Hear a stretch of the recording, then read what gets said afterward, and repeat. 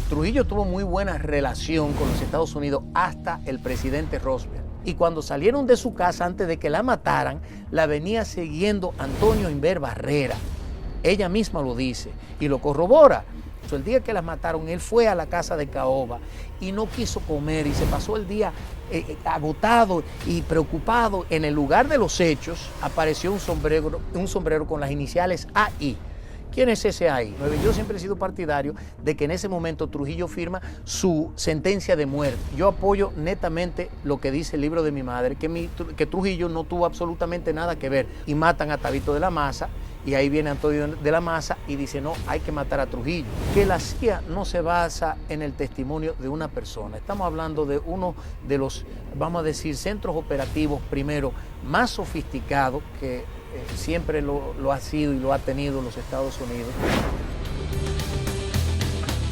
¿Quién ha dicho que lo que dice eso es palabra de Dios y es la Biblia? 7 personas fueron ahí a la autopista 30 de mayo. Se quedaron con el cadáver de Trujillo. Mis amigos de Al Tanto, yo misma estoy viéndome aquí en el canal de Al Tanto TV, la entrevista que acabamos de publicar con el doctor Humberto Salazar, que vino a contradecir lo que dijo el general Damián Arias, porque ahora no se sabe si Trujillo mandó a matar o no a las hermanas Mirabal, según lo que dicen los documentos de la CIA.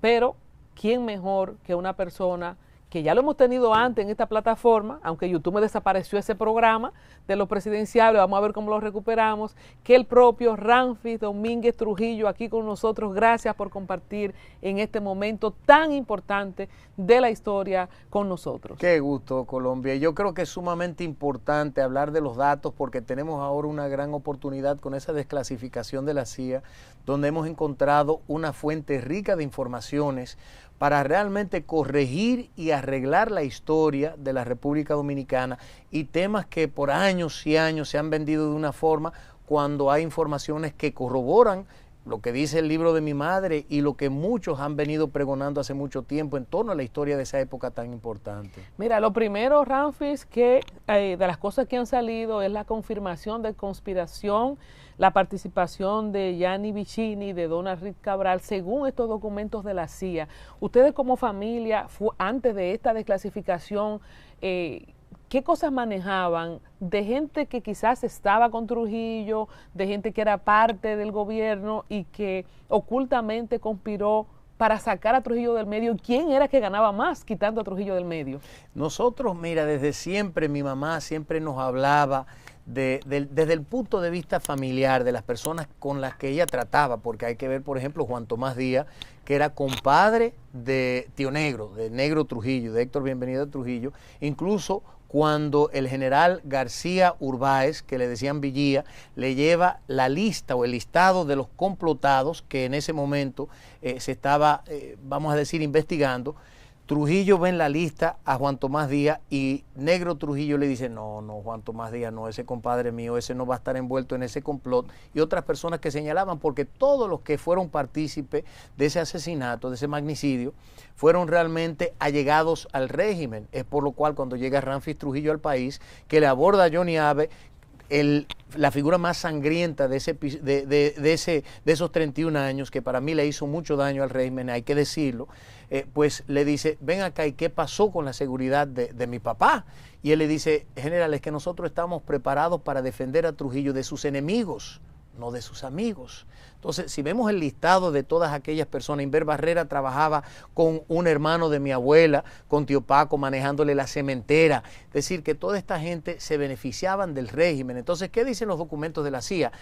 La participación de estos elementos en la muerte de Trujillo no fue heroica, no fue para liberar al pueblo de ese monstruo, sino para buscar saciar apetencias personales o por venganza, porque ahí tenemos a Antonio de la Maza, que vengó la muerte de Tabito, su hermano, Octavio de la Maza. Ahora, ¿quién es Tabito de la Maza? Un asesino que, siendo agregado militar en Londres, mata al hermano de Félix Bernardino. Cuando se produce todo el episodio de Jesús de Galíndez, que Tabito de la Maza y Patrick Murphy, que fue un piloto que puso a disposición del gobierno dominicano los norteamericanos para matar a Galíndez, secuestrarlo y matarlo, porque ellos habían entrado en un acuerdo con el generalísimo Franco en España, entendiendo que Jesús de Galíndez era el presidente, por así decirlo, del movimiento vasco que quería o pretendía separarse de España, al igual que los catalanes. Eran los dos movimientos que surgen de la guerra española, la guerra civil de 1936.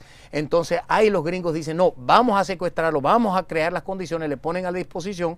Luego de ese acontecimiento, dicen, vamos a meter preso a Patrick Murphy y a Tabito de la Maza para encubrir la participación nuestra. Cuando lo meten preso, ahí se aprovechan para vengarse de la muerte de Luis Bernardino y matan a Tabito de la Maza.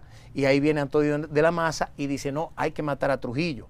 Pero, porque al final todo recaía en la figura del jefe. Claro, ¿verdad? Eso es así. Entonces, pero fue por venganza. Yo quiero, Ramfi, ahora que tú abres ese capítulo, y para la gente que no tiene el conocimiento fresco o gente que no se interesaba en la historia, y le hice la pregunta al general Damián Arias y a Humberto Salazar, que ahorita te comparto algunas de las cosas que dijo, porque sé que no las has visto, acaba de publicarse hace apenas minutos.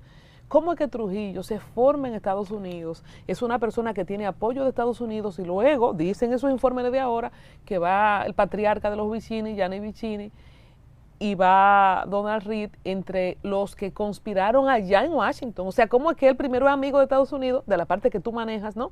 Y luego después Estados Unidos quiere salir de él. Mira, Trujillo tuvo muy buena relación con los Estados Unidos hasta el presidente Roosevelt. El presidente Roosevelt es que apoya a Trujillo netamente. Después de eso viene una ola donde está cambiando la percepción y la intención de los Estados Unidos, porque hay que entender que todas las dictaduras, todos los regímenes de fuerza en ese momento, Pérez Jiménez en Venezuela, Rojas Pinilla en Colombia, Somoza en Nicaragua, hasta el propio Fulgencio Batista en Cuba, que luego lo derroca el mismo gobierno norteamericano, cambiando por Fidel Castro el apoyo que ellos le estaban dando, le mandaron armas cuando estaba en la Sierra Maestra y toda esa serie de cosas, porque los Estados Unidos, desde mi punto de vista, después de la firma de la doctrina Monroe, había asumido una postura de imperialismo. ¿Qué pasa? Que ellos ven que todos estos países con regímenes de fuerza de derecha se están desarrollando. En la República Dominicana, en el 1949, julio, nosotros pagamos la deuda externa el 19 de julio del 1949. Yo siempre he sido partidario de que en ese momento Trujillo firma su sentencia de muerte. Porque hay que deberle al régimen. Claro, hay que deberle al régimen para que el régimen pueda venir aquí a hacer lo que les da su gana. Los Estados Unidos hoy por hoy tiene oficinas de la FBI, de la CIA, tenía la USAID aquí que estaba dando dinero a dos manos a periodistas irresponsables, a fundaciones incluso que creaban campamentos de haitianos aquí. Entonces, esa ha sido la política norteamericana de siempre. Entonces, ya Trujillo había creado un Estado libre y soberano, ya no necesitamos a los Estados Unidos más allá de una sociedad en igualdad de condiciones. Rafi, cuando tú dices, él firmó su sentencia de muerte, de lo que tú has recogido de testimonio cercano, que hayas leído, porque obviamente no estabas en este plano cuando pasó, él no advirtió, que tú sepas, la gravedad de eso, que es un logro que todavía se le reconoce, porque señores, no hay yin sin yang. Y de las cosas buenas que hay que decir de Trujillo es que pagó la deuda externa. Y todo el mundo lo reconoce. ¿No se dio cuenta él, su entorno, de la otra cara de la moneda, de haber liquidado esa deuda? Mira, yo creo que él se venía dando cuenta, porque estamos hablando que a partir del 47, ya desde Cuba se venía fraguando un movimiento comunista con Juan José Arévalo de Guatemala, con Rómulo Betancourt, perdón, que son tantos nombres, Rómulo Betancourt de Venezuela, que en ese momento era netamente comunista, era lo que estaban pregonando, Fidel Castro incluso, que luego cae preso en el 52 cuando Fulgencio Batista, siendo comunista. Entonces ya se venía fraguando ese movimiento en el 47, que fue cuando hicieron Cayo Confite, después en el 49 Luperón, después en el 59. Entonces él se estaba dando cuenta, claro, que había un cambio de mentalidad hemisférico, donde ya estaban moviéndose todos estos movimientos, valga la redundancia, comunista, y entendía también que los norteamericanos estaban apoyando esos movimientos. Oye. Incluso en Cuba, es bien sabido que Trujillo le manda armas a Fulgencio Batista, porque Fulgencio Batista le llama y le dice, mira, tenemos a Fidel Castro, una amenaza comunista, y los norteamericanos le están mandando armas. Entonces Trujillo le manda un cargamento de armas a Fulgencio Batista. Señores, para los más jóvenes que no puedan entender que Fidel Castro alguna vez fue apoyado por Estados Unidos, sí. Pero lo que pasa... Se le salió Colombia, de las manos después. Claro, ¿qué pasa? Que él entra con un discurso democrático en contra del régimen de fuerza de derecha de Fulgencio Batista, que hay que reconocer que desarrolló Cuba.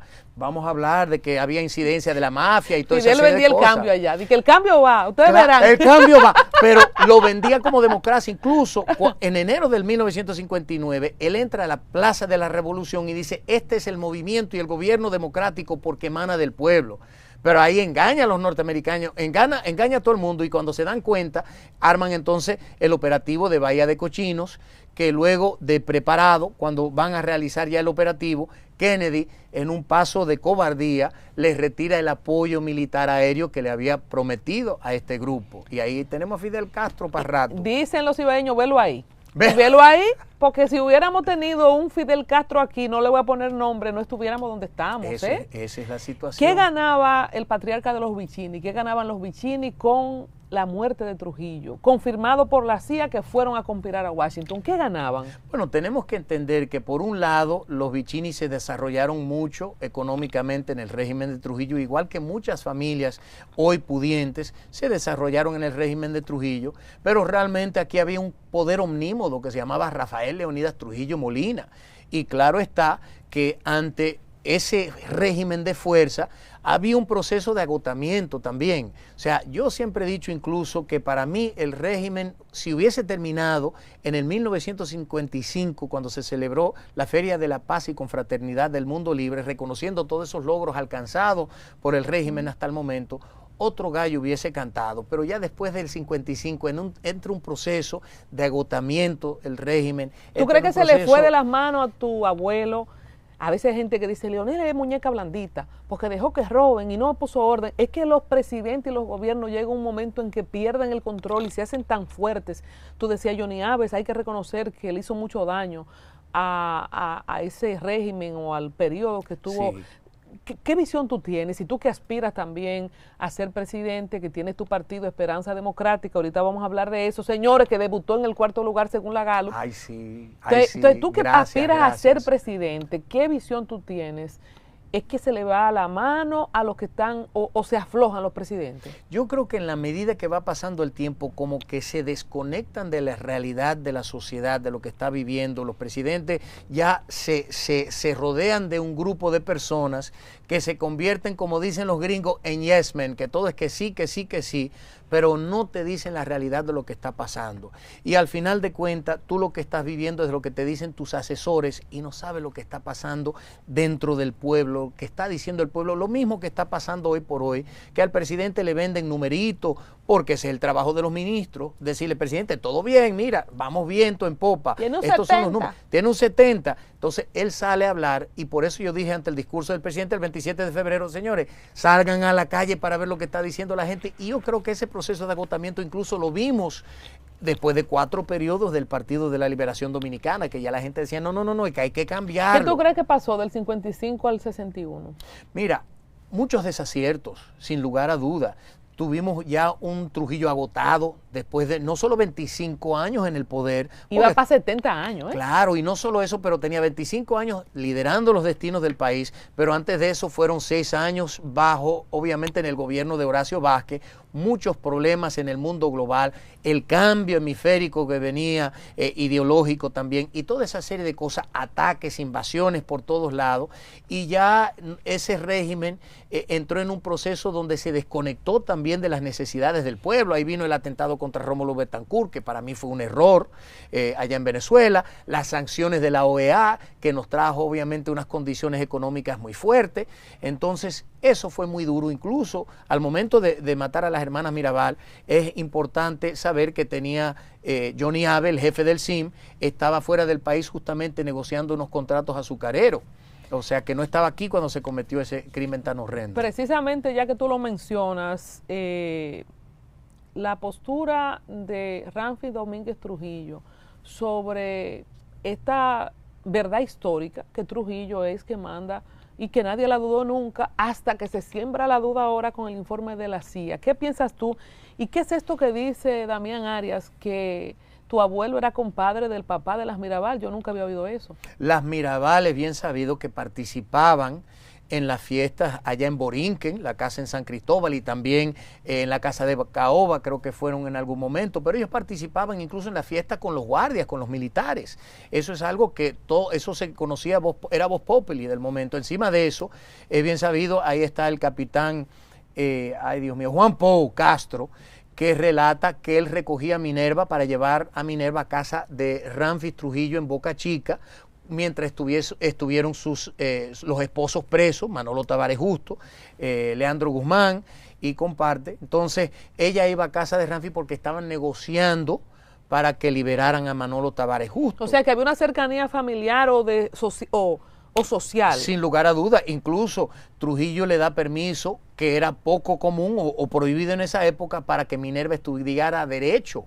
Sin embargo, no dejó que sacara el exequatur. ¿Eso se corrobora? No sé, eso no tengo ese dato. Que pero nunca incluso pudo ejercer, que no se graduó. Y no conozco bien ese dato, no lo he escuchado, no puedo dar testimonio de eso. Pero es un hecho que fue con la venia de Trujillo que ella estudió, porque las mujeres no estudiaban Derecho. No estudiaban Derecho. O sea, que había una cercanía. Absolutamente, aquí tenían una escuela para las mujeres, estudiar los quehaceres domésticos y ese tipo de cosas, porque ese era realmente el proceder en ese momento, pero incluso en la época de Trujillo es bien sabido que se le dio el voto a la mujer en 1940, tuvimos la primera decana, Minerva Bernardino, en las Naciones Unidas, la primera senadora, Isabel Mayer, aquí la primera diputada, doña Cristiana Peinado, o sea, que se le dio apertura a la mujer dominicana. Pero el tema de las hermanas Mirabal, yo apoyo netamente lo que dice el libro de mi madre, que Trujillo no tuvo absolutamente nada que ver.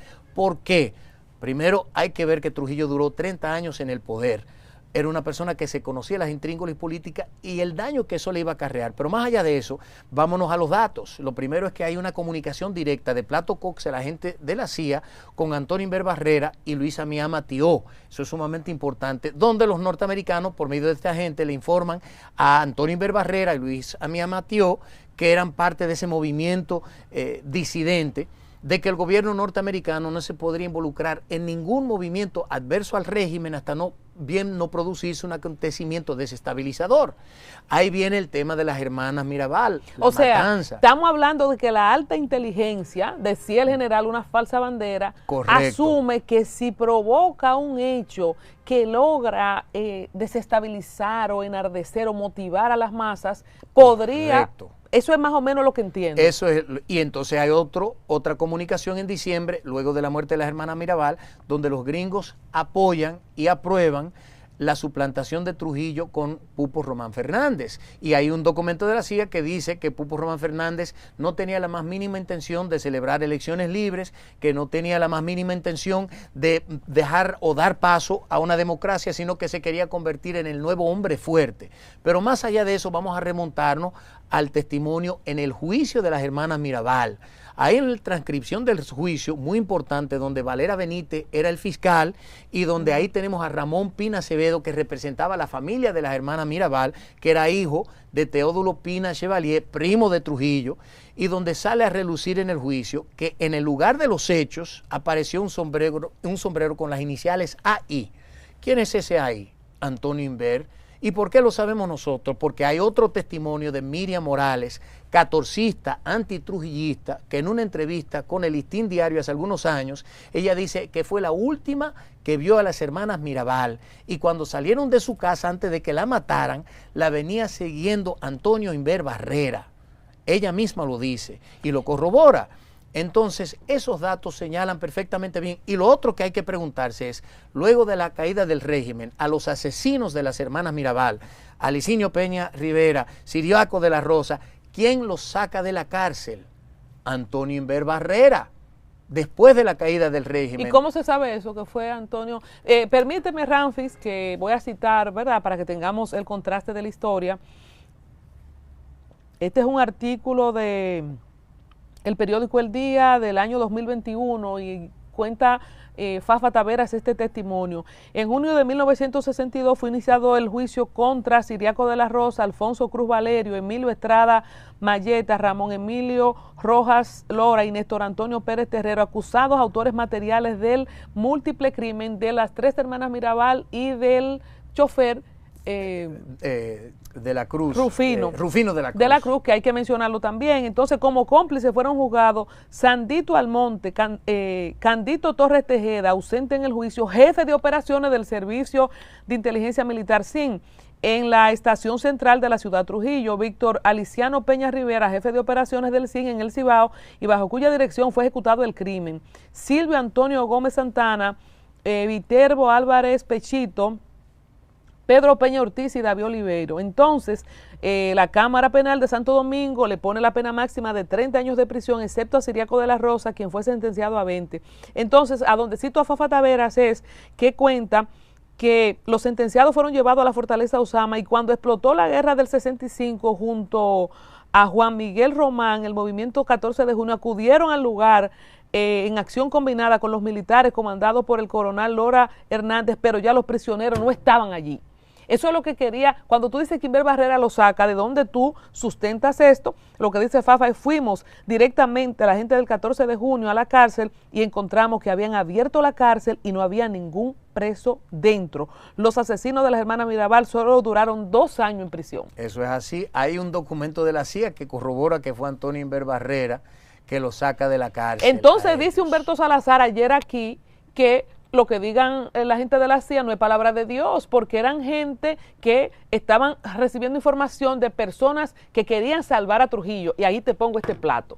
O sea, ahora que nosotros generamos la duda que quizá no fue él, y tú me vas a hablar ahora de Inver Barrera, no está para defenderse, dice Humberto, eran unos habladores, unos mentirosos, la gente de la CIA hablaban verdad y mentira, pero más mentira que verdad, ¿y por qué creerles? O sea, ¿por qué un informe levantado de escuchas que aquí todo el mundo era trujillita? O sea, si a mí la CIA me pregunta en ese momento algo de Trujillo, yo no sé si es de Trujillo o de la CIA, yo voy a decir que el jefe que manda aquí. O sea, ese es un poco el argumento que pone Humberto, que por qué darle crédito a lo que diga la CIA. Bueno, hay 2 puntos importantes a tratar. Lo primero es que aquí cuando matan a Trujillo, habían 2 millones de dominicanos y habían 2 millones de trujillistas. Al otro día de la muerte de Trujillo, habían 2 millones de antitrujillistas, porque la gente se estaban tratando de salvar el pellejo. Eso es lo primero.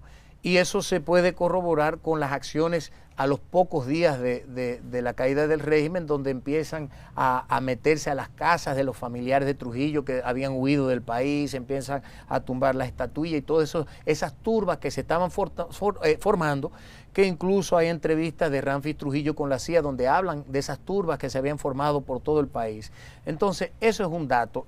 Lo segundo es que la CIA no se basa en el testimonio de una persona. Estamos hablando de uno de los, vamos a decir, centros operativos, primero, más sofisticados que siempre lo ha sido y lo ha tenido los Estados Unidos, pero que no solo eso, sino que aquí venía la CIA hacía años con su operativo. Ellos tenían un jefe jefe de estación, le decían, que era Henry Dearborn, que por medio de Wimpys manda las armas aquí a la República Dominicana para matar a Trujillo. Entonces ya teníamos un centro de inteligencia operando que fue que llegó cuando mataron a Trujillo. Tenía tiempo conociendo todos estos elementos, conociendo las intríngulis políticas y todo lo que se movía aquí.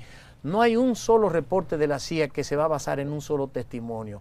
Ellos lo que hacen es que buscan corroborar todas las informaciones con 1, 2 o 3 fuentes, que esa es la política de la CIA. Cuando a mí me hablan de las hermanas Mirabal, y quiero aclarar algo, Colombia, porque yo quiero que la gente entienda, para mí son heroínas. Las haya matado Trujillo o las haya matado quienes complotaban para matar a Trujillo. Son heroínas. Primero, porque asumieron una lucha campal contra un régimen por convicción. Eso es lo primero. Lo segundo, porque se convirtieron en víctimas.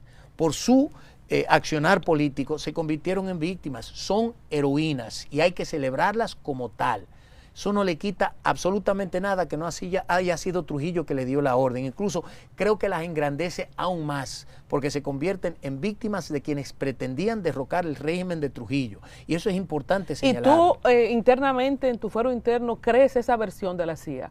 Yo estoy completamente convencido porque los datos apuntan a eso. Incluso yo tengo un testimonio muy particular que es de Benita Sepúlveda, que era la niña, que yo la fui a visitar con Levin Guerrero, que a la sazón era diputado de San Cristóbal, y él me acompañó porque él tuvo contacto con la señora. Cuando yo voy donde ella, le hago 3 preguntas puntuales, entre ellos el tema de las hermanas Mirabal. Ahora, ¿quién era ella? Le manejaba la casa de Trujillo allá en San Cristóbal. Entonces, esa persona era de entera confianza de Trujillo, donde él iba ahí y se desarmaba por completo y era él. ¿Y qué me dice ella? Cuando yo le pregunto, dice, Trujillo no tuvo nada que ver con eso. El día que las mataron, él fue a la casa de Caoba y no quiso comer y se pasó el día agotado y preocupado. Y yo en un momento voy y le llevo un consomé. Y cuando yo le llevo el consomé, le digo, jefe, usted tiene que tomarte ese consomé porque usted no puede estar así. Y él le contestó, ay niña, qué vaina me han echado. O sea que todos los testimonios que nosotros tenemos, y ahí está también el relato de la cárcel donde estaba Segundo Inver preso por el asesinato de 19 personas, y a él lo sacaron de la cárcel para cometer el atrocinio en contra de las hermanas Mirabal. Una cosa que comenta Humberto Salazar en el episodio anterior a este, que usted está viendo, por cierto, suscríbase a este canal, haga sus comentarios, déjenos saber qué usted cree, quién fue que mandó a matar a las hermanas de Trujillo. ¿Fueron los que querían derrocarlo o fue él mismo? Quiero escuchar también el comentario de ustedes. Y lo que dice Humberto es que la mataron a palos, la montaron en el vehículo para hacer pretender que fue un accidente, lo que como que apoya la idea de que fue Trujillo o el régimen y lo quiso hacer pasar como un accidente para no provocar una revuelta, que de hecho cuando salió la noticia en los medios no salió como que ellas fueron asesinadas, sino que fue un accidente. ¿Qué cabida tú le das a eso, a la versión de que quisieron hacer pretender que era un accidente para que pasara desapercibido? ¿Y qué ganaba Trujillo entonces con que fueran muertas las hermanas Mirabal? ¿En qué le aportaba eso? Es que justamente eso es un punto fundamental, porque cuando uno va a investigar un crimen, lo primero que dice, ¿cuál es el motivo? ¿Cuál es el motivo de haber cometido ese crimen? Trujillo ¿Y quién sabía se beneficia? Bien, claro, ¿y quién se beneficia? Eso no beneficiaba a Trujillo en nada, porque los esposos que eran realmente los revolucionarios eran Manolo Tavares Justo, esposo de Minerva, que estaba preso, que era el líder del movimiento 14 de junio, que incluso tenía como ídolo a Fidel Castro, le emulaba en sus discursos, en su forma de vestir y todo. Eso eran los reales y verdaderos revolucionarios que amenazaban el régimen. Entonces, ¿para qué vas a matar a la esposa? Eso porque lo podían matar a ellos en la cárcel. Absolutamente. Entonces, lo segundo es que es sumamente importante, es que esos operativos que hacía el SIM eran bien sabidos en el grupo que estaba ahí. Entonces, si se lo quieren pegar a Trujillo, ¿qué es lo que van a hacer? Van a hacer lo mismo que se haría en un operativo que sí contaba con el apoyo de Trujillo para hacer ver de que era un acto del gobierno. Pero entonces, Ramfi, como yo no estaba nacida, ¿verdad? Cuando no estábamos. No estábamos, ¿verdad? Porque tengo que hacer la pregunta inocente. Van a decir, Colombia no ha leído la historia. No, vamos a revivir la historia aquí y desde la perspectiva de un descendiente directo de Trujillo. ¿Por qué involucran a estas personas? Y yo te leí de quien era el jefe de operaciones de SIM en el Cibao, del que era el jefe de operaciones en la ciudad Trujillo. Fueron apresados, procesados, hubo un juicio, hubo confesiones. Estos autores materiales que te cité, dentro de lo que están Ciriaco de la Rosa, Alfonso Cruz Valerio, Emilio Estrada Mayeta, Ramón Emilio Rojas Lora y Néstor Antonio Pérez Terrero, ¿fueron los autores materiales, sí o no? ¿Y quién los mandaba? Porque eran parte del SIM. Claro, eran parte del SIM, y justamente ahí es donde viene la importancia de conocer la historia, porque Johnny Abe, al momento de ese crimen tan horrendo, está fuera del país. El jefe del SIM que daba las órdenes. ¿Qué pasa? Al estar, no estamos hablando, señor, y hay que hablar de eso, que no es ahora que pues yo te puedo llamar de Rusia y mandar tu mensaje por WhatsApp y ya tú ves el mensaje. El proceso de comunicación era muy torpe en ese momento. Entonces, aprovechando la ausencia de Johnny Abe, ¿qué hace Pupo Román Fernández, que ya era parte de la disidencia para tumbar a Trujillo? Él es que da la orden al grupo del SIM, porque ya había una relación entre Alicinio Peña Rivera y Antonio Inver Barrera en ese momento, y Román Fernández, porque hay que entender que Inver Barrera no era militar en ese momento. Quien era militar era su hermano segundo, que fue el jefe o comandante de plaza en Puerto Plata cuando Antonio Inver Barrera era gobernador en el régimen de Trujillo. Pero ya había una relación, y ahí, aprovechando la ausencia de Johnny Abe, es que ellos toman carta en el asunto, y Román Fernández quien instruye al CIM, luego de entrar en contubernio obviamente con Antonio Inver Barrera y ese grupo de disidentes. Y esta versión tú la dices porque lo estás diciendo así ahora, o ustedes lo manejaban en el libro de Angelita Trujillo, ¿cómo se llama? Mi papá. Trujillo, mi padre. Bueno, Trujillo, mi padre. Mira, los Esto datos que tú me estás contando, tú antes de lo de la CIA ya tú lo manejabas. Porque nosotros tenemos algunos documentos, pero nosotros hemos querido, porque yo, por ejemplo, le pedí a Ramón Pina Acevedo que me diera la transcripción de juicio, que eso lo han desaparecido incluso de la corte de aquí, la transcripción del juicio de las hermanas Mirabal. Pero tú lo tienes. Yo lo tengo, incluso cuando él me lo entregó, yo lo mandé por vía de Puerto Rico con un amigo, le dije, espérame allá, que yo no quiero tener ese libro aquí, y después lo recogí y lo tengo allá en Miami, en un banco incluso, porque es algo sumamente delicado. Ahora nosotros vamos a encargarnos de hacer el scan, pero ahí están todos los datos corroborados de lo que pasó en el juicio y en el lugar. En el juicio dicen eso, que fue Román que dio... No. Eso ha sido porque hay que entender que en ese momento estábamos en una situación muy adversa al régimen. Estamos hablando ya... En el 62. En el 62, después de la caída del régimen. Teníamos incluso el fiscal Valera Benítez, que era antitrujillista en ese momento, muy amigo de una figura muy conocida aquí, que era Huellón Carvajal Martínez, que luego de algunos años cambian de mentalidad completamente, y Valera Benítez y Huellón Carvajal Martínez mueren y dicen que se equivocaron en torno a Trujillo, que ellos reconocieron la grandeza de Trujillo. Es para que la gente conozca la historia y vean cómo se apuntan las cosas. A pesar de que reconocemos que Johnny Abe fue una figura sangrienta, tú dices, óyeme, no solo porque él no estaba aquí, él no iba a ordenar eso porque no era conveniente. No es que no era conveniente, es que no había forma de sacarle ventaja a eso. Y hay que entender otro dato importante. En junio del 1960 se había producido el atentado en contra de Rómulo Betancourt. En agosto de ese mismo año, la OEA había sancionado a la República Dominicana con sanciones económicas muy fuertes. ¿Qué estaba haciendo Trujillo? Pagando mucho dinero en Estados Unidos para limpiar la imagen del país y ver si se levantaban las sanciones. ¿Para qué cometer un acto tan atroz a los pocos días cuando tú lo que quieres es limpiar tu imagen como país para ver si nos quitan las sanciones? No tiene sentido político alguno ese crimen. Según la niña, la señora que entrevistaste, tu madre, los testimonios de la familia, ¿cómo estaba la salud mental de Trujillo a sus 68 años? Tenía? No, muy bien, o sea, muy bien. Creemos, él estaba muy lúcido. Y esta pregunta es, ¿qué tanto control propio tenía, no solamente del régimen? Porque tú dices, si es cierto, hay un desgaste de poder, casi hasta en los tiempos de los reyes. Pero él, ¿cómo estaba? Como para controlar... tú sabes, como qué tan dueño de sí era. Él estaba muy cansado. Mira, yo tengo el testimonio de un tío mío, que en paz descanse, Luis Ruiz Trujillo, que fue secretario de la presidencia, el último secretario de la presidencia que tuvo Trujillo, que se sentaba de tú a tú. Y él me decía, no, el jefe estaba ya cansado, estaba agotado. Pero más allá de eso hay que reconocer algo que incluso mi mamá me decía, y es que muchos miembros de la familia Trujillo le tenían miedo a Johnny Abe, porque Johnny Abe se apropió del CIM haciendo y deshaciendo de las suyas. Es decir, que realmente en la postrimería del régimen vemos que Trujillo no tenía pleno control de lo que estaba pasando con el CIM. O sea, se estaban haciendo cosas aquí que eran de desconocimiento total de Trujillo. Entonces, familiares que iban donde tío Luisito, como le digo yo cariñosamente, a decirle, mira, este hombre, yo no me atrevo por Johnny Abe. O sea que había un estado de temor colectivo dentro de la familia por Johnny Abe, y yo entiendo que ya Trujillo incluso entró en una disputa con su hijo Ramfi, que sale incluso del país meses antes de que mataran a Trujillo. ¿Tú crees que si Ramfi hubiera estado aquí quizá no pasa? Yo estoy claro que no. Yo estoy claro que no hubiese pasado. ¿Y qué él hacía afuera y por qué se fue? No, él estaba realmente en un proceso, entiendo yo, de reflexión, o sea, el peso de lo que a él se le había indilgado, mirando hacia el futuro, porque hay que entender que él decían, ¿cómo es que decía? Ramfi, cosa fecunda, ahora no me acuerdo la expresión. O sea, que se esperaba que él asumiera. Que él asumiera el control de gobierno, pero tío Ramfi venía con otra idea.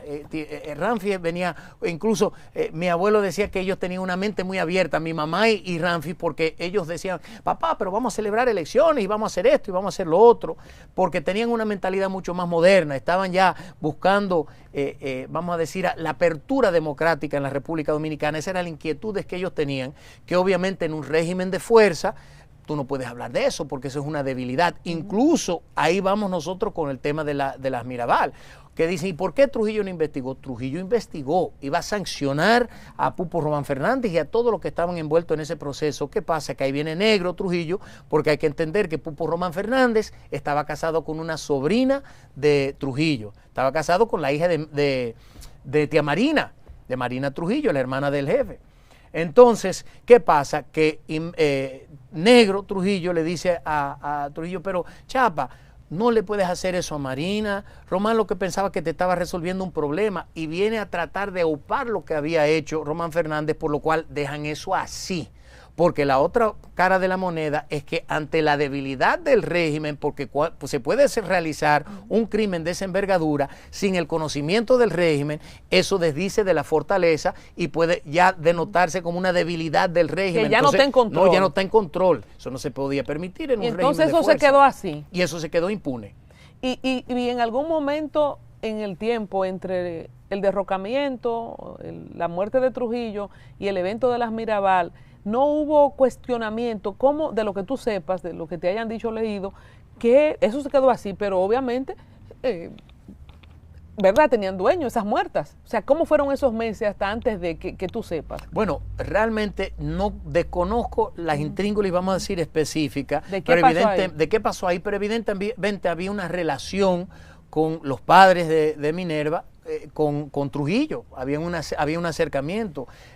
No sé qué habrá pasado, si fue a verlo, le pasó la mano, como quiera. Y eso de que eran compadres, ¿tú lo confirmas? El papá de la Mirabal. Compadre, no, hay que hablar claro. Aquí la mitad del país eran compadres con Trujillo porque bautizaba 100 muchachos a la vez, por aquí, 200 por aquí, mandaba a su gente a bautizar en nombre de él. O sea que una gran parte del país era compadre y eran ahijados de Pero no sabemos cuál de la Mirabal fue bautizada. No, ese dato yo no lo puedo corroborar. Yo sí sé que fueron partícipes de las fiestas de allá en Borinquen con los guardias y con algún que otro intercambio con Trujillo también en las fiestas y de eso. Entonces, Ramfi, ¿qué pasó con los esposos de las Mirabal después de ese evento? No, nada, ellos salieron libres. Incluso a Manolo Tavares Justo lo matan años después en el gobierno de Balaguer, cuando por la Manacle, y Leandro Guzmán murió hace algunos años. Leandro Guzmán incluso fue partícipe muy activo dentro del PRD y asumió un liderazgo político aquí incuestionable. Mira, yo no sé qué tú piensas, qué rol jugó los Estados Unidos, porque hablamos de que se le sublevó el jefe que sería como el jefe del ejército ahora, ¿verdad? El Román. Sí, o sea, sí. Y Estados Unidos, que sabía, porque si ese informe de la CIA se desclasificó hoy, en su momento oportuno, Estados Unidos sabía de la muerte de la Mirabal. Entonces, ¿qué participación tú le das a ellos? Sin lugar. No, es que mira, hay incluso datos, Colombia, que no voy a dar hoy porque ante esta desclasificación nos obliga a retomar ese tema. ¿Tú lo tienes, todos los documentos? Yo tengo todos los 80,000 documentos, ya nosotros lo tenemos, lo estamos escudriñando, pero más allá de eso, nosotros hemos solicitado ya a la CIA desclasificar, que es muy importante, que no lo ha hecho, todo lo inherente a las hermanas Mirabal. Y estamos esperando eso. Ya lo hemos hecho 5 veces y cada vez responde los Estados Unidos que no pueden divulgar esas informaciones porque comprometen la seguridad del Estado. Eso dicen los archivos. ¿Del Estado de ellos? De ellos, de los Estados Unidos. Eso es lo que dice la CIA cada vez que nosotros le solicitamos. Ahora tenemos una buena relación con esta nueva gestión gubernamental de allá y vamos a solicitar que desclasifiquen los documentos de las hermanas Mirabal para llegar a fondo, pero nosotros tenemos datos. ¿Tú te imaginas que tengamos que escribir la historia de nuevo? Vamos a tener que escribirla, no, es que no me cabe la menor duda, vamos a escribir la historia de la República Dominicana de nuevo. Incluso yo siempre he dicho, mira, estaba viendo algunas personas que dicen no podemos desdecir o desdichar a los héroes. Pero señores, todos esos que tenían un acercamiento incuestionable con Trujillo, si tú me caes mal y tú eres un monstruo y yo lo que quiero es que eliminar todos rasgos de Trujillo, porque ellos entraban al despacho de Trujillo armados, a ellos no se les quitaba el arma. Yo, ¿qué hago? Te doy 3 plomazos y ya acabamos contigo. Yo sé que a mí me van a acribillar, pero eso me convierte en héroe. Lo que pasa es que ellos no querían eso. Ellos querían vanagloriarse ellos, matando a Trujillo, pero quedarse después y ser los hombres fuertes. Y por eso es que la CIA dice que eso iban a salir peor que Trujillo. ¿Quiénes eran? Ahí está el elemento de Antonio de la Maza, que dicen ahí los reportes de la CIA que violó a la esposa de Roberto Ritt No, Cabral. dice Humberto que eso es una locura, que quién con el cadáver de Trujillo en la cajuela del carro va a estar pensando. Bueno, pero hay que preguntarle a Humberto. No lo puedo decir así, pero es lo que quiso decir, que no puede haber erección. Él dijo, yo soy médico, no es posible. Eso es una locura. Pero yo le voy a decir una cosa, pregúntale por qué entonces Roberto Ritt Cabral se suicidó después. Hay que entender eso también. Entonces él dijo, no, lo respondió, búsquenlo, el que no ha visto lo de Humberto, que espero que lo hayan visto a la hora de esta entrevista. Hasta yo lo voy a ver. Míralo, él dice que él sabía que lo iban a buscar, que lo iban a torturar porque el régimen le sacó hasta las uñas lo que capturó. O sea, él narra que como fue el doctor que dio los primeros auxilios a los que fueron heridos cuando cae el Trujillo, él, sabiendo que lo que le iban a hacer, él prefiere quitarse la vida. Eso es lo que él dice. No, es que siempre van a haber dos caras de la moneda, pero hay que conocer quién era Antonio de la Maza, que le decían en la frontera, le decían el carnicero de Independencia. Ese era el apodo que le tenían a Antonio de la Maza. A Juan Tomás Díaz le decían el verdugo de Moca. Hay que ir a remontarse allá a esos tiempos y hablar con los viejos de antes para ver qué dicen de Juan Tomás Díaz, tanto allá como en Independencia, porque ese era el apodo que ellos tenían. Eran sanguinarios, ahí hay que decirlo. Y ellos eran, en esas demarcaciones, ¿qué eran? ¿Cuál era como la autoridad social o civil de ellos? Bueno, en Independencia ellos tenían aserraderos, la familia de la Maza tenía aserradero, y Juan Tomás Díaz, que era canchanchan del régimen, porque toda esta gente gozaron del beneplácito del régimen, llegaban al despacho de Trujillo de la confianza. Juan Tomás Díaz, Modesto Díaz, eran hermanos que vivían que eran de San Cristóbal, de una familia íntimamente apegada a Trujillo, que incluso cuando se produce el lamentable episodio, que aquí se ha desconocido porque se ha escondido, que la hija de Modesto Díaz Chana se casa con su tío porque la dejó embarazada. Cuando su tío lo dejó para que la cuidara, él fue a hacer un periplo por el país y le dejó a su hija, cuídame a mi hija, a su hermano, y su hermano no sé si la violó, pero la dejó embarazada, y entonces ellos se pelean. Quien vuelve a unir esa familia fue Trujillo. Esa era la cercanía que ellos tenían con el régimen. Entonces hay que entender la mentalidad de estas personas que fueron capaces, como digo yo, de violar o de tener una relación incestuosa con su propia sobrina. O sea, hay que conocer la historia de estos personajes para determinar si fueran capaces o no fueran capaces de hacer lo que dice la CIA. ¿Qué tanto contribuyó Estados Unidos a la narrativa de la responsabilidad de Trujillo en la muerte de las hermanas Mirabal? Porque ellos, sabiendo ese informe, sea verdad o mentira, porque ahí le doy el crédito de lo que dice Humberto, lo que diga la CIA para mí no tiene que ser palabra de Dios, porque claro, eran doble agente, porque le hacían creer, porque ellos, sabiendo que no fue, si tomamos la versión, ¿verdad?, que dicen esos informes, que no fue Trujillo, sino los que querían echarle la culpa, ellos durante todos estos años, entonces nos han dejado creer que fue Trujillo. ¿Qué papel tiene Estados Unidos en la construcción de esta narrativa? Es que esa narrativa fueron ellos que obligaron a los complotistas a asumir esa postura, porque al decirle a ellos que ellos no se pueden involucrar, acuérdense que los Estados Unidos le mandan armas a los complotados, le mandan todo tipo de apoyo de inteligencia a los complotados para que ellos pudieran armar ese andamiaje. Además de pagar la deuda, ¿cuál fue el otro pecado o si hubo otro pecado mortal para que Trujillo se calentara con Estados Unidos? Lo de Rómulo Betancourt, la deuda, ¿y qué más? Bueno, es que habían muchos episodios, vamos a decir, de diferentes elementos de éxito del país que demostraban la fortaleza que estaba asumiendo la República Dominicana, como lo fue el tema de la creación del Banco Central en agosto del 1970, 1949, cuando lo que fue el tema de la creación de la moneda. Aquí estábamos nosotros completamente dolarizados. El peso dominicano valía más que el dólar. Tenía que dar $1.10 para que le dieran un peso. Cuando tú dices la creación de la moneda, Trujillo es que crea nuestra moneda. Claro. El peso dominicano. El peso dominicano, porque acuérdense. Tenemos que hacer un programa de eso. Tenemos que acordarnos. O sea, aquí no había peso antes de Trujillo. Claro, pero después de la ruinosa papeleta de Lili, como le decían, la economía se fue a pique. Acuérdense que ahí entonces entra la firma del Pacto Dominico o la Convención Dominico-Americana, que fue en el 1902 con Moncáceres, donde renegocian la deuda que estaba en 22, la llevan a 25 para darle $3 millones a Moncáceres para hacer un trabajo social de transformación, y ahí entonces se va amontonando, pero con esa firma del Pacto Dominico-Americano damos paso a la intervención norteamericana de 1916, que ahí entonces los norteamericanos tomaron control de las aduanas del 1916 hasta el 1940, cuando Trujillo firma el Pacto Trujillo-Hall con Cordell Hall, el secretario de Estado de Estados Unidos, donde nos devuelven las aduanas con el compromiso de que se iba a pagar la deuda externa, la cual se hace 19 años antes de lo pactado en el 19 de julio de 1949. O sea, se demostró el éxito con el que se está manejando el país, se creció la economía y Trujillo asumió una postura de responsabilidad soberana. Abramos un pequeño corchete. ¿Cómo era el peso de Lili? ¿Cómo era? ¿A quién tenía? No. A Duarte de Trujillo, que lo pone en el peso, ya estaba antes. Ahora me puse yo curiosa.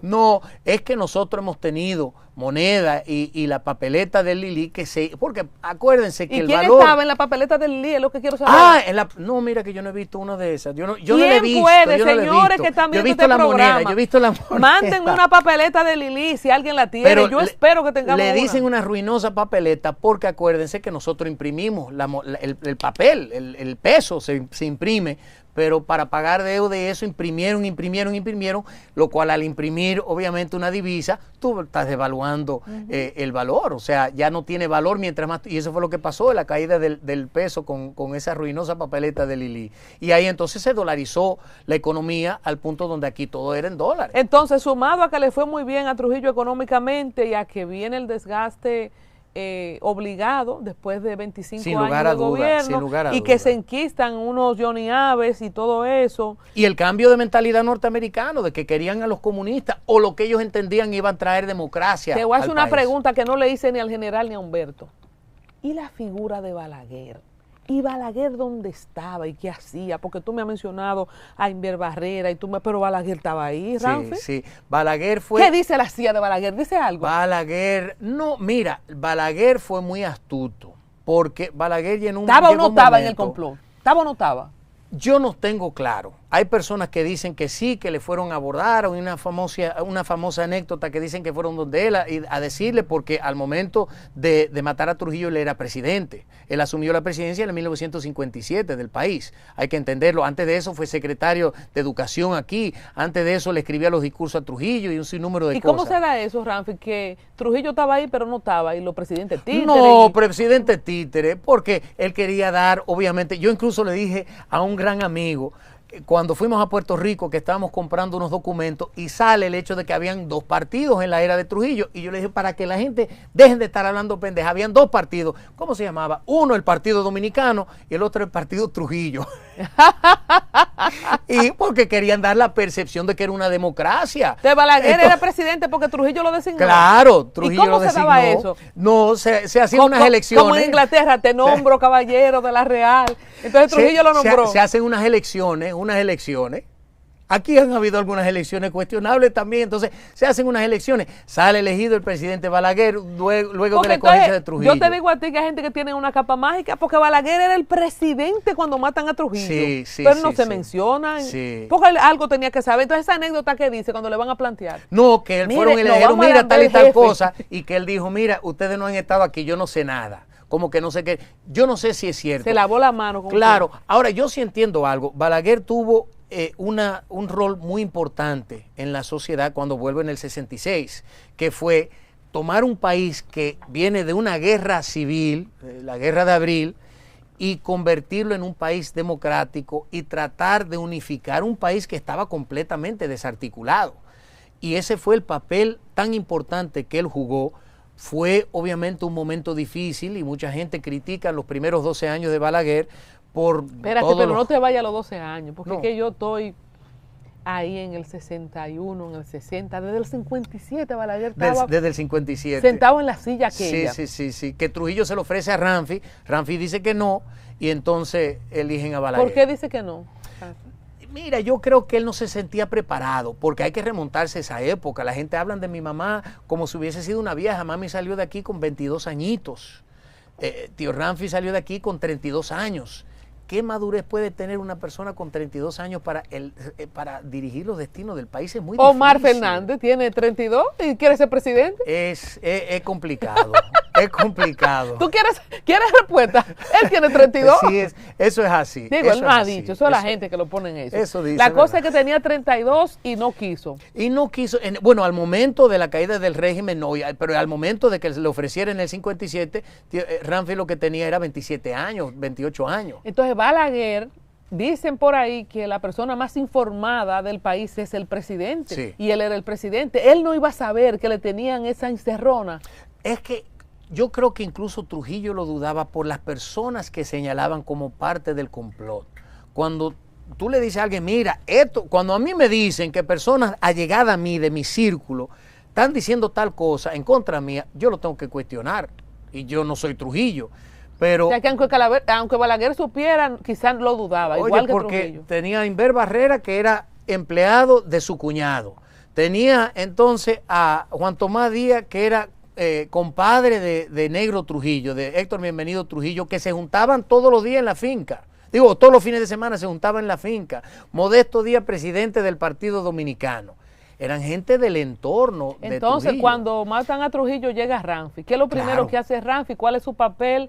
Y Balaguer, que era el presidente, porque entonces ahí hubo pues la masacre y la venganza, que se le llama la venganza de Ramfi. Sí. Así fue. Y Ramfi cuando llega al país asume el control de la fuerza castrense. Entonces Balaguer siguió siendo presidente y Ramfi fue el comandante de la Fuerza Armada, por así decirlo. Manejaba lo que es hoy el secretario de Defensa, el ministro de Defensa.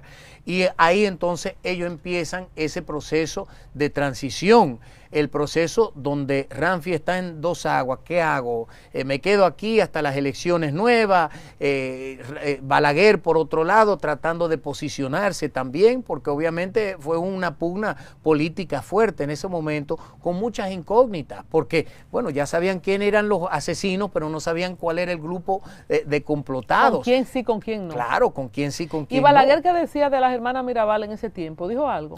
No he escuchado pronunciamiento del doctor en torno al tema O sea, de ni las dijo que hermanas fue Mirabal. Trujillo No, ni que fueron los otros. No. Yo entiendo que yo no he visto, no puedo decir una cosa ni otra porque no tengo esa información, la verdad. Pero sí se permitió un juicio. Tú dices que Inver Barrera lo sacó. Cuando dice Fafa, fuimos a abrir la cárcel y ya no había nada. Eso es así. ¿Por qué? ¿Para qué?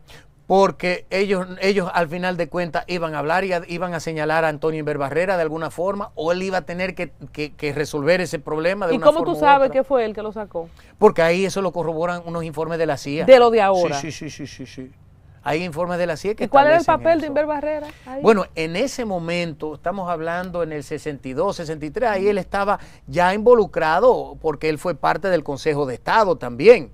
O sea, él fue parte de los que estaban ya dirigiendo el país luego de la caída del régimen, junto con Rafael Bonelli y todo ese grupo de personas, que incluso Rafael Bonelli, que fue presidente del Consejo de Estado, que fue parte del régimen de Trujillo también, incluso fue quien trajo la silla eléctrica que se utilizó en la 40, por lo cual Rafael Bonelli en el 1962 promulga la orden ejecutiva 5880-62 que prohíbe la alabanza de Trujillo, porque así ellos empezaron a encubrir su participación en el régimen, porque todos los que quedaron después fueron partícipes del gobierno de Trujillo de una forma u otra. Entonces, ¿cuáles son los mayores beneficiados? Ya estamos llegando al final de la caída de Trujillo y por lo que tú le das aquí esencia a la CIA. ¿Qué pasó con la fortuna? ¿Quién se quedó con la manicera? ¿Qué pasó con la fortuna? ¿Qué es parte de lo que dice tu mamá en el libro? Mira, eso es sumamente importante porque ahora con la publicación de esto o la desclasificación de estos documentos, los documentos de la CIA, uno en particular, corrobora plenamente lo que dice mi madre en su libro, que es que la gran fortuna de Trujillo se puso a nombre de una fundación con la intención de que se pusiera al servicio del pueblo dominicano. Hay un documento de la CIA que te lo puedo facilitar, donde dice en su punto 5 que se iba a poner toda la riqueza de Trujillo bajo los auspicios de una fundación para que todo eso se pusiera al servicio del pueblo dominicano. Eso se hizo, mi mamá tiene los documentos de la fundación donde se puso toda esa riqueza, que incluso obedecía a lo que decía Trujillo, porque en una anécdota que incluye el secretario o el canciller de Jiménez, el presidente de Venezuela, él le dice a mi abuelo en un momento que vino aquí al país, él se llamaba Laureano Vallenilla Platz, y él le dice a mi abuelo: jefe, dicen que usted es uno de los hombres más ricos del mundo. Y el jefe le responde: mi amigo, la propiedad es una ficción, lo que hoy es mío, mañana será del pueblo dominicano. Y fue lo que siempre le expresaba a sus hijos, por lo cual ellos cumplieron cabalmente creando esta fundación. Lo que hay que ver es dónde está esa fortuna que se traspasó a esa fundación. Francis, porque para mucha gente tú tienes un viaje cuarto. Ojalá fuera así. Que me digan dónde está para yo buscarlo. Y ustedes han vivido como reyes en el exterior. Hay parte de tu familia en España, ¿verdad? Sí, eso es así. Tíos. Eso es así. No, yo tengo los hijos de Ramfi, bueno, ya quedan 2 solamente, o 3 solamente, Aida, Mercedes y Ricky, que yo tengo muy buena relación con ellos. Que viven en España. Ellos. Sí, eso es así. Y son millonarios en España porque se llevaron 3 o 4 maletas ¿de qué era? Porque oye, suponiendo que se llevaron dinero, ¿cómo se lo llevaron? Mira, ellos, y lo dice ahí en los reportes de la CIA, que se llevaron una cosita, o sea, una porción muy pequeña de acciones que ellos tenían, pero la mayoría de la riqueza se quedó aquí. ¿Y quién se la quedó? ¿Quién la tiene? ¿Dónde está? Eso es lo que hay que ver, eso es lo que hay que ver, porque mira, en junio del 61, Tirso Rivera hizo un reporte de contabilidad de todos los bienes de Trujillo. Ahí está ese reporte.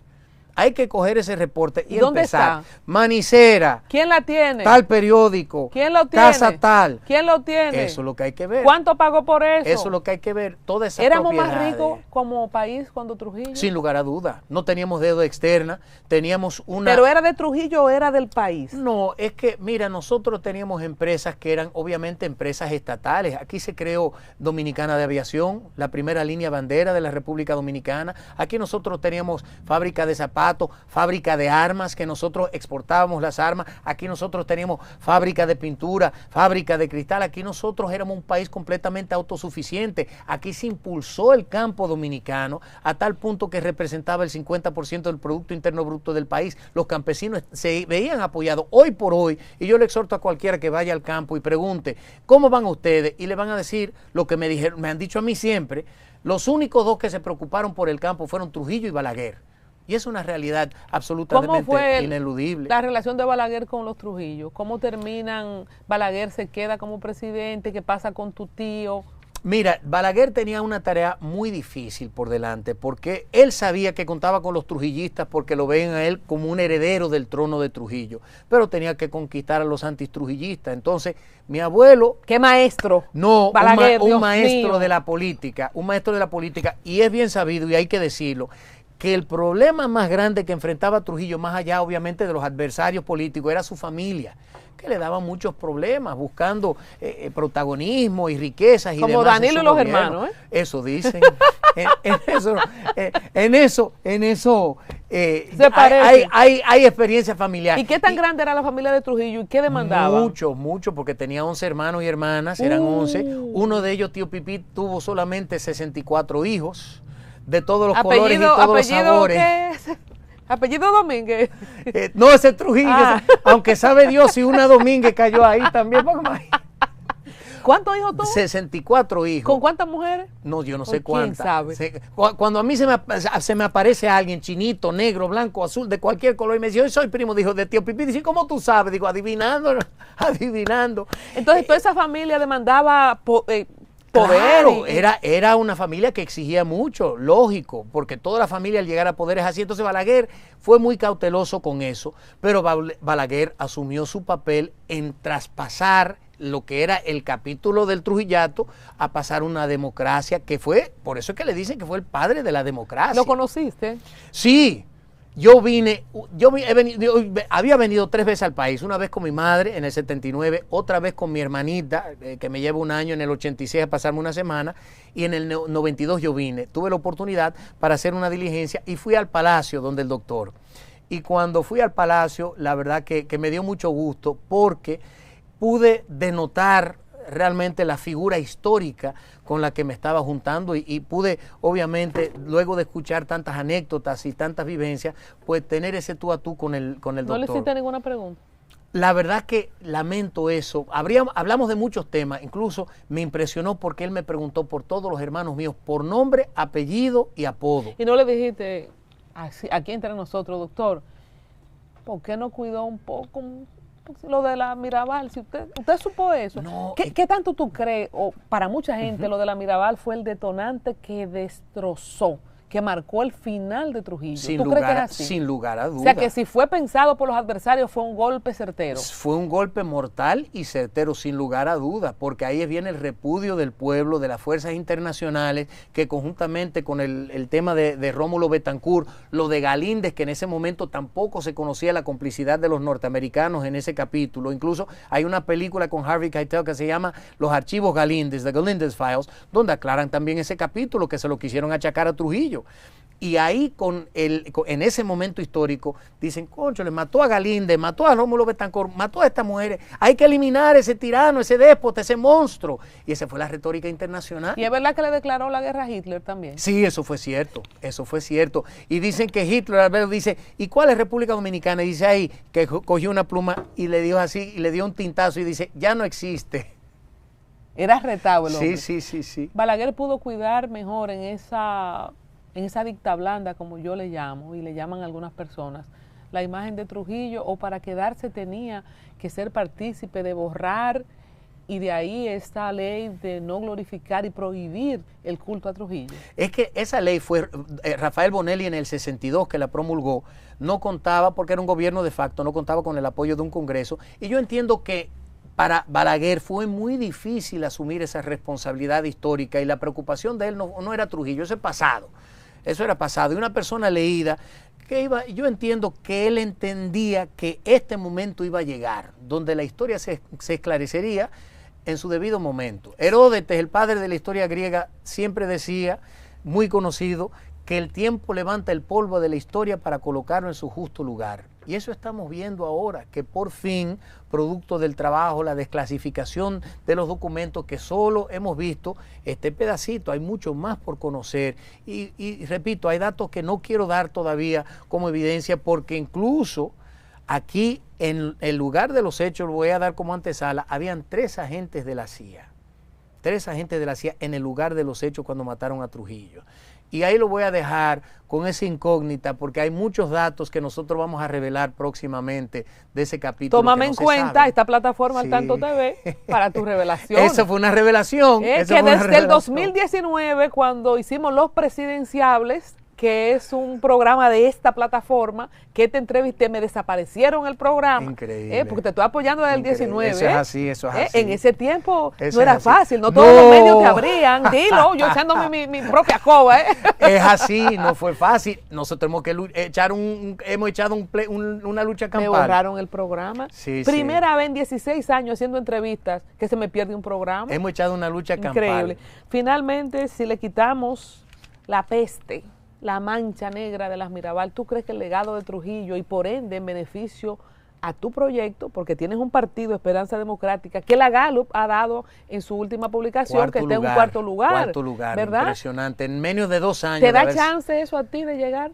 Yo creo que aún las cosas como están, la única opción a vencer para el 28 va a ser el partido Esperanza Democrática. Esa es la realidad, ya nosotros cumplimos cabalmente con lo que exige la Constitución. ¿Renunciaste a la ciudadanía americana? En el 2016. En el 2016. Finalmente, Dios mío, me lo dijo, pero yo te lo he preguntado varias veces y nunca me lo decía. Hay que dejarla incógnita, pero como ya vamos a hacer el depósito. En el 2016 a la ciudadanía americana. Tú sabes que hay gente que mata por ser americano. Ya lo sabe. Esto es serio, señor, el hombre está en serio. Ya nosotros eso lo vamos a depositar en una corte competente en los próximos meses. Entonces ya los abogados me dijeron, puede hablar de eso, puede hablar de eso. Señores, primicia, Ramfis sí renunció a la ciudadanía en el 2016. 2016, así mismo 2015 por notario público, en el 2016 ante una autoridad competente de los Estados Unidos. Entonces nosotros estamos con el carril abierto, pero sí me gustaría, para una satisfacción personal, porque en la historia de Trujillo no se conoce un crimen político en contra de una mujer, no se conoce. Y mi mamá siempre me lo decía, y en honor a ella yo quisiera esclarecer ese capítulo, y vamos a estar trabajando arduamente, aprovechándonos de los vínculos que tenemos con el gobierno norteamericano en este momento, en esta nueva etapa, para que desclasifiquen esos datos, que eso va a ser mortal. A Ramfis, el tío, le ofrecieron el trono y no quiso. Ramfis Domínguez Trujillo, que tu nombre completo es José Miguel. Luis José Ramfis Rafael Francisco Miguel Domínguez Trujillo. Dilo otra vez. Luis José Ramfis Rafael Francisco Miguel Domínguez Trujillo. Entonces, el sobrino, no, aunque al tío se lo dieron y no lo quiso, el sobrino lo busca. ¿Podrá un Trujillo volver a sentarse en la silla de alfileres y ocupar y ser el inquilino del palacio que está en la Delgado con el acceso Delgado con la Avenida México? Véalo en un próximo episodio aquí en Al Tanto TV. Gracias. Gracias a ti.